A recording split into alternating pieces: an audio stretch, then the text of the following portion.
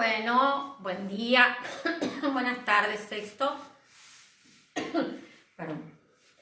Vamos a seguir con ángulos, ¿sí?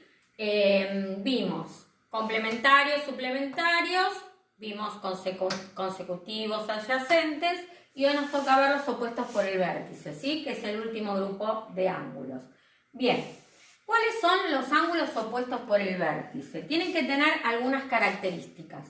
Una de ellas es que comparten el mismo vértice, ¿sí? Esto es algo que, este es el vértice, ¿sí? Acá tenemos un ángulo que es opuesto por el vértice con este ángulo. ¿Por qué? Comparten el mismo vértice.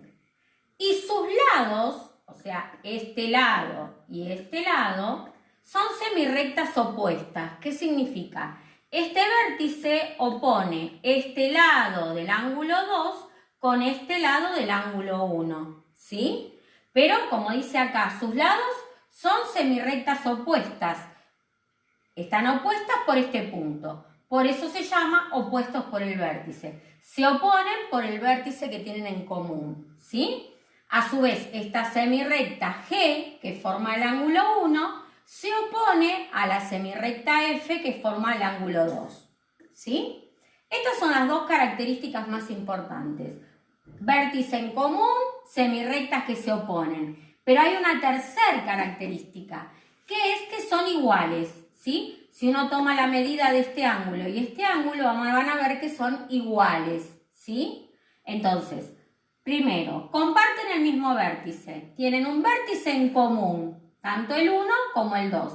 Sirve el mismo vértice para poder tener los dos ángulos opuestos, ¿sí?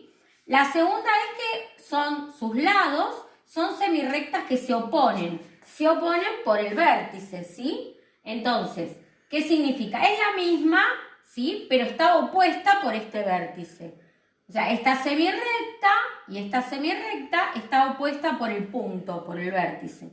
Y son iguales, miden lo mismo. Esas son las tres características que hay que tener en cuenta cuando construimos o cuando identificamos ángulos opuestos por el vértice. Entonces, como les dije antes, hay dos formas de nombrar ángulos. Una es utilizando las letras, ¿sí? Las letras de los vértices y de los lados. Y otra es utilizando números o letras solamente en la amplitud, ¿sí? Cualquiera de las dos formas son viables, son correctas. En este caso yo les puse las dos. GDF, acuérdense que la letra del vértice siempre va en el medio. Esto significa esto significa ángulo, ¿sí? Este techito que se le pone en este caso a la D, que es el vértice, significa ángulo. Igual que este que se le pone al 1, ¿sí? Bien, entonces tenemos que los ángulos, yo cuando se los escribo, les pongo esto, en lugar de ángulos les pongo esto que es lo mismo, ¿sí? Es lo que identifica a la palabra ángulos. Los ángulos GDH, o sea, GDH,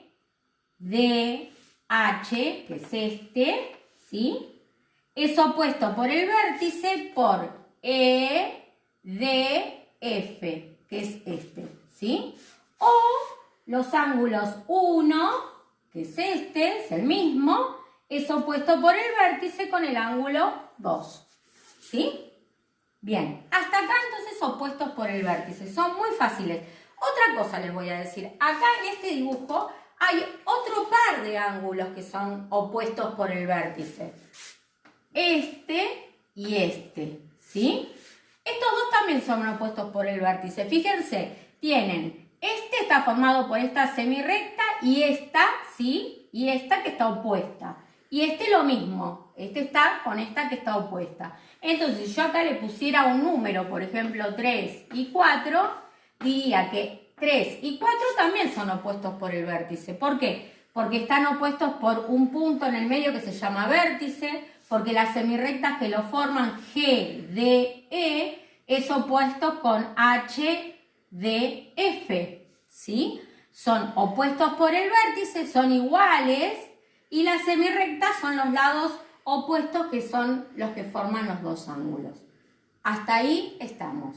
Esto con respecto a opuestos por el vértice. Nos vemos en la próxima.